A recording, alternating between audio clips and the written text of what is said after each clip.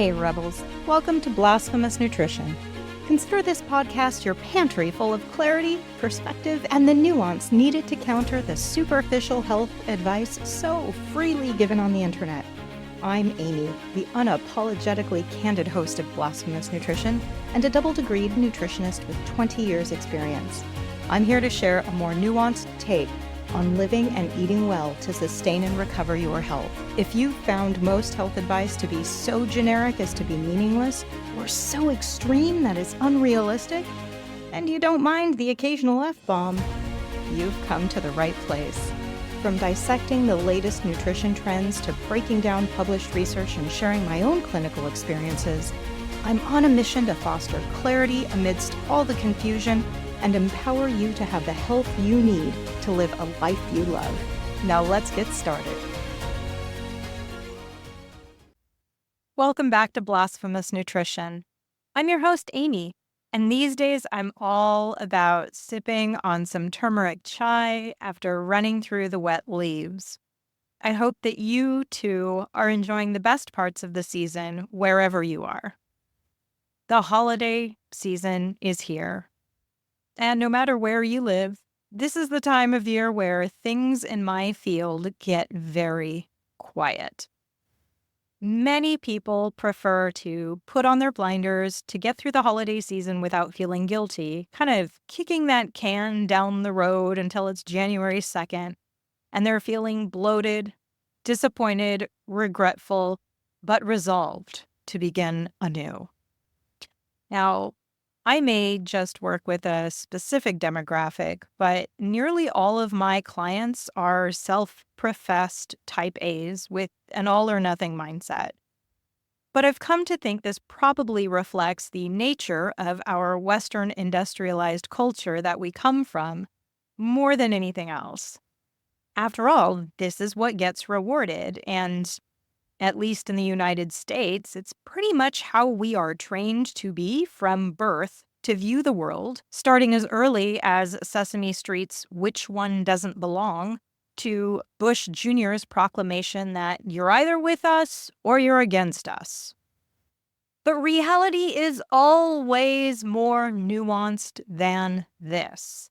And the holidays are not any different. For my clients who are working on losing weight, I strongly advocate that the holidays are a time to practice maintenance and to take this 8 to 10 week season as one of avoiding weight gain rather than dogmatically holding on to any regimen or guidelines that were laid forth before. We work together to create a realistic plan that holds on to some of those foundational principles that we've been working on while allowing room for holiday favorites as well as unpredicted events. Now, if someone is struggling with managing a metabolic disease or an autoimmune condition, it does get more complicated than this, mainly because the consequences can be far more dire. But for the sake of this episode, I'm going to stay within the more benign goals of maintaining a healthy weight and preventing chronic disease. The reality is, this is the exact time of year where having a nutritionist or a personal trainer is like having an ace up your sleeve that allows you to step into the new year ahead of the curve and energized to resume a more structured plan without carrying the poor energy, inflammation, lowered immune system, bloat, and excess weight that you have to work so much harder to recover from just to get to where you were back in September. If I had my way, October and November would be the time of year when there would be a rush of people looking to improve their health rather than waiting for January. But I don't control the world, and it is what it is. So today I wanted to share with you my top 10 strategies that my clients use to have an enjoyable holiday season that has them feeling successful and proud come January 2nd.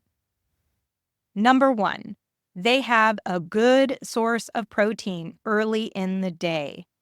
Protein digests slower than carbohydrate, which is a typical Western breakfast focus, right? Our oatmeal, our cereals, etc.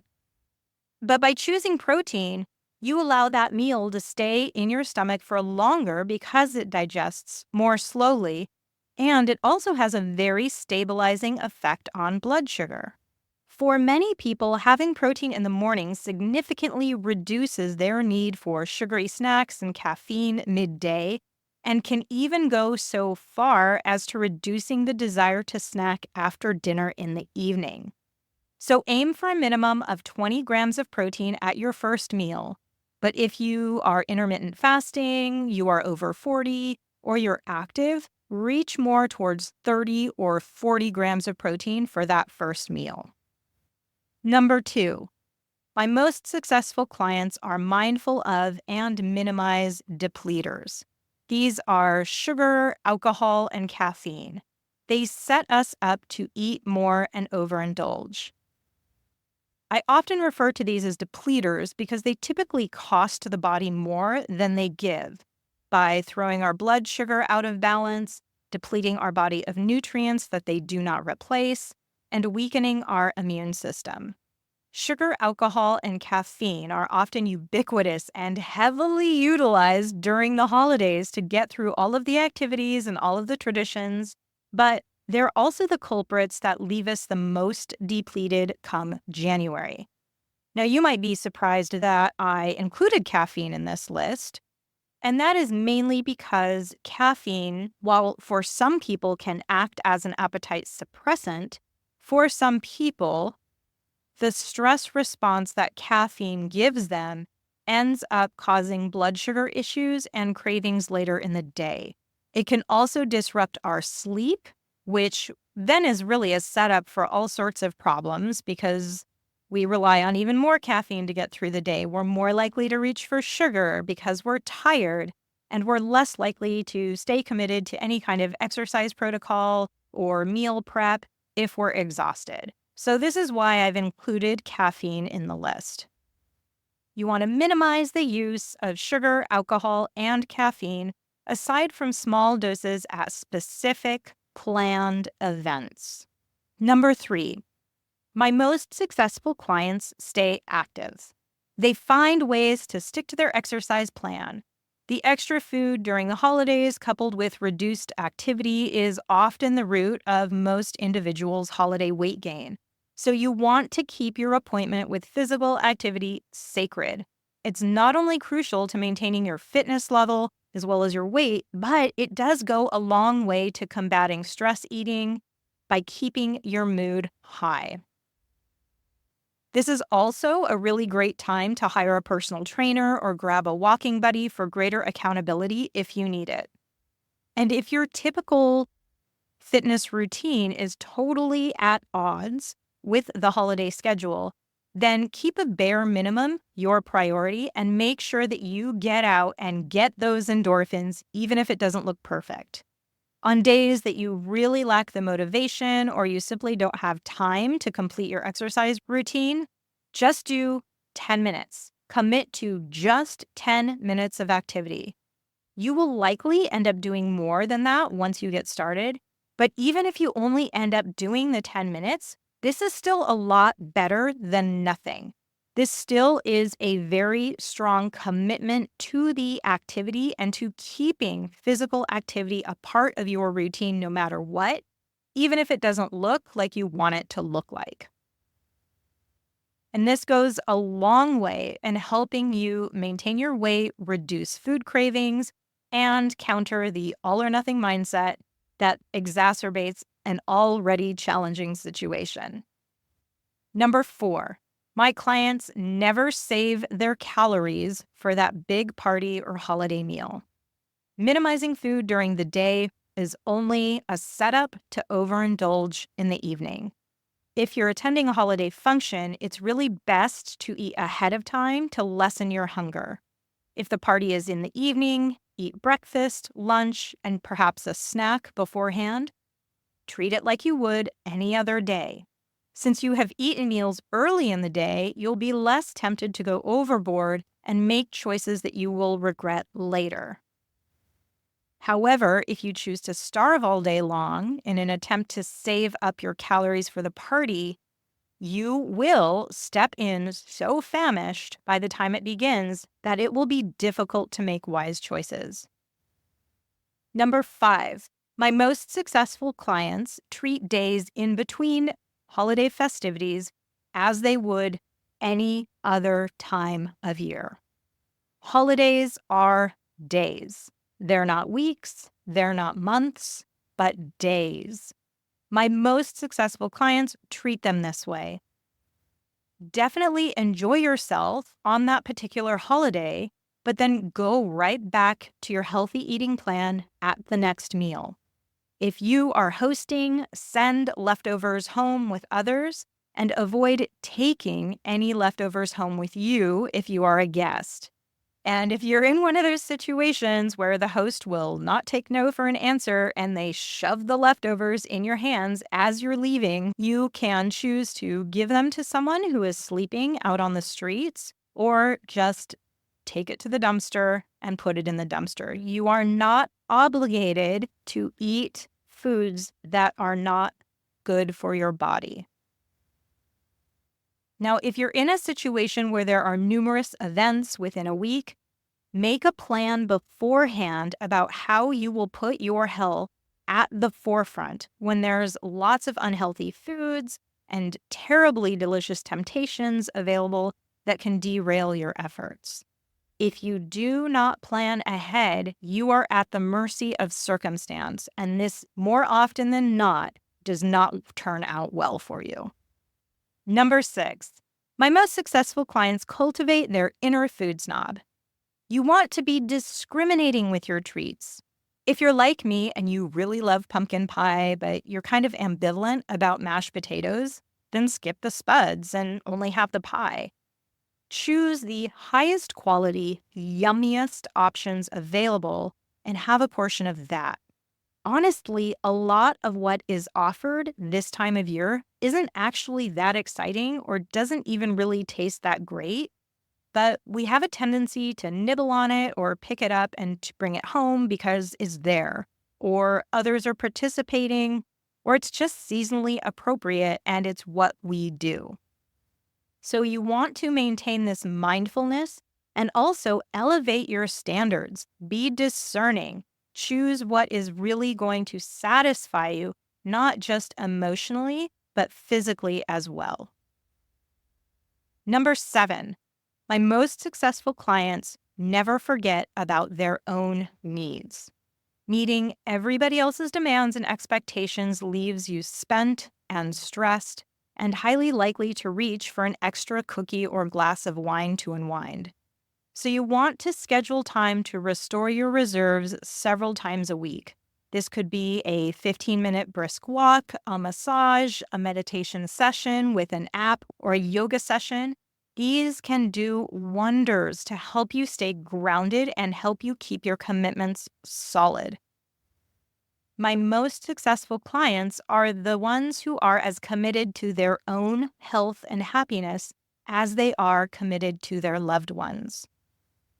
Number 8, my most successful clients stand far away from the food table when they're at potlucks. They also implement various tactics that are kind of old school, like what our mothers and grandmothers did, like carrying a beverage in your dominant hand, keeping a clutch or like a little hand purse in your hand, keeping your hands occupied, right? Keeping temptations out of sight. All of these things can actually go a long way to prevent mindless snacking. Now, when you do make your food choices, start with your vegetables and your proteins, and this fills your belly with the most nutrient-dense options and helps stabilize your blood sugar. It also leaves less room for some of those treats that you definitely want to enjoy, but ultimately aren't supportive of your goals. At a social event, spend as much time as you can socializing. When you do get your plate, eat your protein and your veggies first, and keep your hands occupied so that you're not tempted to grab some of the little nibbles that may be stationed at various places at the event. Number 9, my most successful clients will often bring healthier options to parties and gatherings. They do not expect nor rely upon others to know exactly how they need to eat.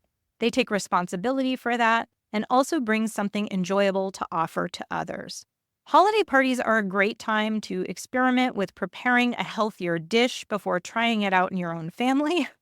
Or you can create and bring an option that fits within your health goals so that you're not exclusively reliant upon what other people are preparing for the crowd.